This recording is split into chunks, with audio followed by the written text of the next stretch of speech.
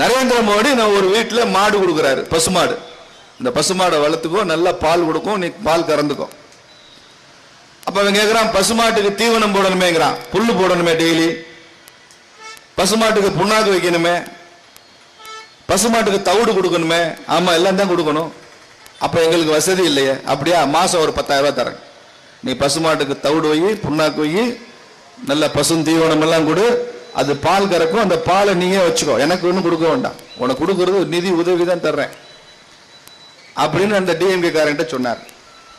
அந்த திமுக காரன் என்ன பண்ணிட்டான், சூப்பரா, எனக்கு பசு பிடிக்காது, நீங்க தான் கோமாதாம்பிங்க, எங்களுக்கு கோமா. அப்ப மோடி சொன்னார், உனக்கு பசு வேணானா விட்டுறான்ட்டார். விட்டுருவோம், இஷ்டம், பசு வேண்டான்னு சொல்ற உரிமை உனக்கு இருக்கு, வளர்த்துக்கடா, உனக்கு நல்லதுடா, பால் கிடைக்கும்டான்றேன், எனக்கு பால் வேணா, அது வேணா, பசு வேணாங்கிற, விட்டுரு அப்படின்ட்டு மோடி வந்துட்டார். திரும்ப அவன் மோடியா விரட்டிக்கிட்டே வந்து என்ன கேட்கிறான், நான் பசு தானே வேணான்னே, அந்த 10,000 ரூபாய் வேணான்னு சொல்றேன், அதை கொடுன்றான். 10,000 ரூபாய் கொடுன்றான்.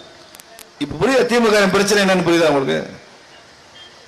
மகேஷ் பொய்யாமொழி அதுதான் பேசுறாரு, ஸ்டாலின் அதுதான் பேசுறாரு, இவங்களுக்கு ஊதுகுழல் தமிழ்நாட்டில் ஊடகங்கள்ல அதுதான் சொல்லுது, மத்திய அரசு தமிழகத்தை வஞ்சித்து விட்டது, தேசிய கல்விக் கொள்கையில் சேராததால், அதை அமல்படுத்தாதால் உங்களுக்கு நிதி இல்லைன்னு சொல்லி, அது செஞ்சா தாண்டா நிதி, பிறகு அதுல என்னென்ன சொல்லிருக்கோ அதெல்லாம் செய்யணும், அதுக்கு பணம் வேணும்னு தர்றோம், பசுமாடு வளர்த்த செலவாகும், அதனால 10,000 தரேன்றேன்.